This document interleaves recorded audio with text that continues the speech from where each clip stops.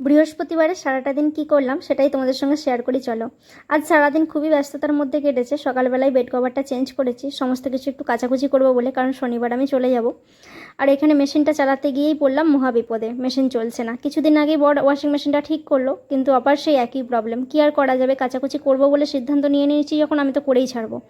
সেই জন্য কী করলাম, সমস্ত কিছু আমি সার্ফ জলে ভিজিয়ে দিয়েছি। আর সকালবেলা আমি কিছু জামা কাপড় ছাদেতে শুকনো করতে দিয়েছিলাম, সেগুলো সব একটু পরেই তুলতে যাবো। এই দেখো, কাচাকুচি করবো বলে সমস্ত কিছু আমি ভিজিয়ে রেখে দিয়েছি আধা ঘন্টার জন্য। তারপরে আমাদের ছাদে গেলাম। এটা নতুন সিঁড়ির ছাদ। আমাদের যে রুমটা আছে না, ওটা নতুন সিঁড়ি। দেখো, তিরপল খাটিয়ে রেখেছি গরিবের এসি ঘরটা একটু এসির মতো ঠান্ডা পাওয়ার জন্য। আর দেখো, কাচাকুচি করাও আমার হয়ে গেছে। বাথরুম ঘরেই কাচি, কারণ উঠানে প্রচুর রোদ, সেই জন্য বাথরুম ঘরে বসেই সব কেচেছি।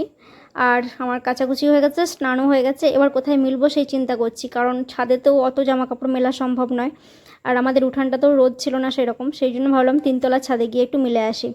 সেই জন্য যেমন ভাবা তেমন কাজ, তিনতলার ছাদে চলে গেলাম। দেখলাম বেশ ভালো রোদ্দুর আছে, দেখে মনটা একটু খুশি খুশিও হয়ে গেল। সমস্ত কিছু মিলে দিলাম। আর এখানে কিছু দেবো না, এগুলো ভাবছি নিচেতেই দেবো, কারণ এগুলো বড় বড় বেড কভার ছিল তো।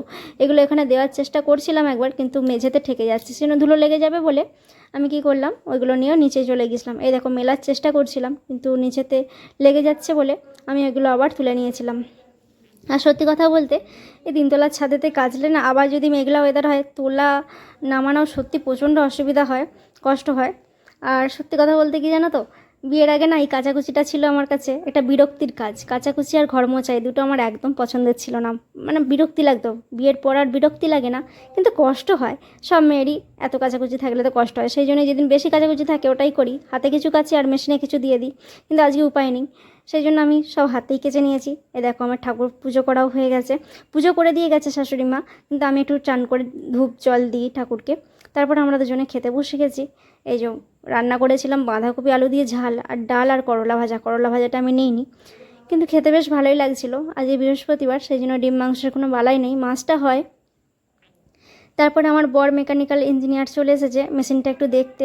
অনেকক্ষণ ধরে চেষ্টা করছিল, ঠিকও হয়ে গেছিলো, কিন্তু আবারও তো বলাই হয়নি প্রবলেম। আমার বর কিন্তু মেকানিক্যাল ইঞ্জিনিয়ার নিয়েই পড়াশোনা করেছে, ও কিন্তু এইসব মোটামুটি পারে। তোমাদের যদি কারোর লাগে অবশ্যই কিন্তু ওর সঙ্গে কন্ট্যাক্ট করতে পারো। আর কৌস্তবের এখানে পরীক্ষা দেওয়া হয়ে গেছে, ওর পরীক্ষা ছিল, পরীক্ষা কেমন হয়েছে সে বিষয়ে জানাজানি করছি, কেমন পরীক্ষা হলো। আর এদিকে আমার বর তো ভীষণ খুশি, আমিও ভীষণ খুশি। মেশিন সারাই হয়ে গেছে, ওয়াশিং মেশিনটা ঠিক হয়ে গেছে, কিন্তু কিছুক্ষণ পরেই আবার দেখলাম একই একই প্রবলেম হচ্ছে।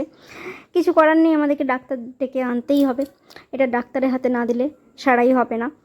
আর কিছুক্ষণের জন্য খুশিটা অনুভব করলাম যে ঠিক হয়ে গেছে, কিন্তু পরে আবার খারাপ হয়ে গেছিলো। যাই হোক, একটু কাজ আজকে যেহেতু আছে, সেই জন্য ভাবলাম সমস্ত কিছু কাজ সেরে নিয়েই বসবো। সেই জন্য আমি রুটি তরকারি, এখানে পটল আলুর তরকারি ছানা কাটিয়ে নিয়েছি।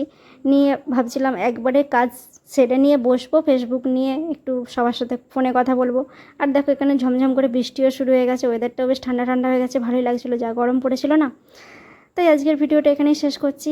কেমন লাগলো ভিডিওটা তোমরা কিন্তু অবশ্যই কমেন্ট করে জানাবে। সবাই ভালো থেকো, সুস্থ থেকো, আমাকে এইভাবেই ভালোবাসা দিয়ে যেও। টাটা।